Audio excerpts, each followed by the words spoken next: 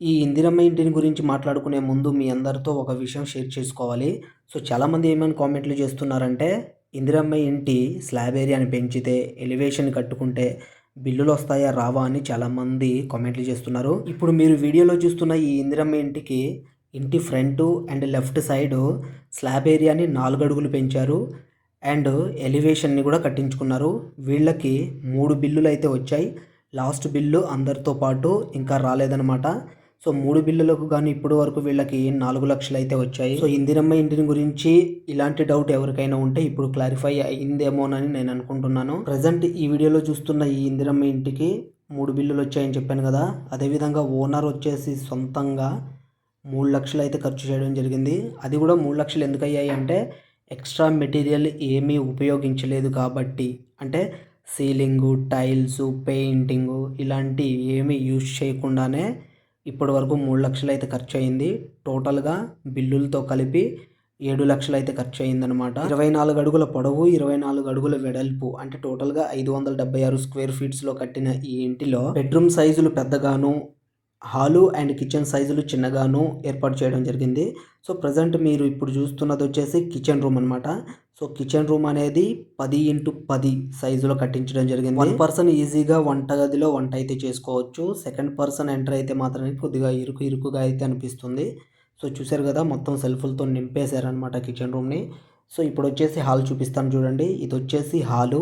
Hall size వచ్చేసి 10x14 అనమాట. So, hall size కొద్దిగా ఇరుకుగానే కనిపిస్తున్నట్టయితే ఉందన్నమాట. సో, టీవీ కేస్ చూడొచ్చు. గోడ దగ్గర నుంచి టీవీ వైపు చూస్తే చాలా తక్కువ దూరంలో టీవీ ఉన్నట్టు కనిపిస్తుంది. అంటే లైటింగ్ ఎక్కువ పడుతూ ఉంటుంది టీవీదనమాట. ఆ విధంగా ఇరుకుగా అయితే కట్టించుకున్నారు. సో, బెడ్రూమ్ సైజులు పెంచుకున్నారని చెప్పాను కదా! సో, బెడ్రూమ్ సైజులు అనేవి 14x12 2 బెడ్రూమ్ సైజులు సేమ్ అనమాట. ఏ ఒక్క బెడ్రూమ్‌లోనూ అటాచ్డ్ బాత్రూమ్ అయితే కట్టించలేదు. బెడ్రూమ్ సైజులు చూడడానికి చాలా విశాలంగా ఉన్నాయి. అండ్ బెడ్రూమ్ సైజు కూడా చాలా పెద్దగా కనిపిస్తుంది. అయితే బెడ్రూమ్‌లో ఒక వాల్ ఏదైతే ఉంటదో, ఒక పక్క గోడ అటువైపు సెల్ఫులతో నింపేశారనమాట. సో, ఇప్పుడు ఈ బెడ్రూమ్‌లో కనిపిస్తున్న సెల్ఫ్‌లు వచ్చేసి అవన్నమాట. సో, ఇంకొక బెడ్రూమ్‌లో చూపిస్తాను. అదైతే ఒకవైపు గోడ మొత్తం సెల్ఫులతో నింపేశారు. సో, చూడొచ్చు ఇప్పుడు మీరు చూడండి ఎన్ని సెల్ఫ్‌లు ఉన్నాయో అండ్ ఎన్ని గదులు ఉన్నాయో సెల్ఫ్ గదులు.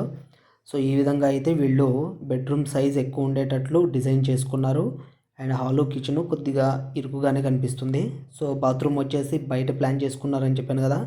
సో, బయట బాత్రూమ్ అయితే ప్లాన్ చేసుకున్నారు. ఎలివేషన్‌ని కడితే స్లాబ్ ఏరియాని పెంచుకుంటే బిల్లులు రావు అనే అపోహని ముందు వదిలేయండి. నేను ఇప్పుడు చూపిస్తున్నాను కదా మీకు ఈ ఇంటికి అండ్ చాలా ఇళ్లకు కూడా ఎలివేషన్ కట్టుకున్నారు అండ్ స్లాబ్ ఏరియాని పెంచుకున్నారు. వాళ్ళందరికీ కూడా బిల్లులు వచ్చాయన్నమాట. ఇప్పటివరకు ఈ ఇంటికి 7,00,000 ఖర్చు అయ్యాయని చెప్పాను కదా! ఇంకా tiles, current, ceiling, painting and ఇంటి చుట్టూ ప్రహరీ గోడ ఇలాంటివి పెట్టుకుంటే ఖర్చు అనేది ఇంకా పెరుగుతుంది. సో, అలాంటివి ఏమీ లేకుండా మేము జస్ట్ ఉండడానికి ఇల్లు చాలు అనుకుంటే చాలా తక్కువ ఖర్చులోనే ఇందిరమ్మ ఇల్లు అనేది కంప్లీట్ అయిపోతుంది. సో, ఈ వీడియో కనుక నచ్చితే వీడియోని లైక్ చేసి మన ఛానల్‌ని సబ్స్క్రైబ్ చేసుకొని సపోర్ట్ చేయండి.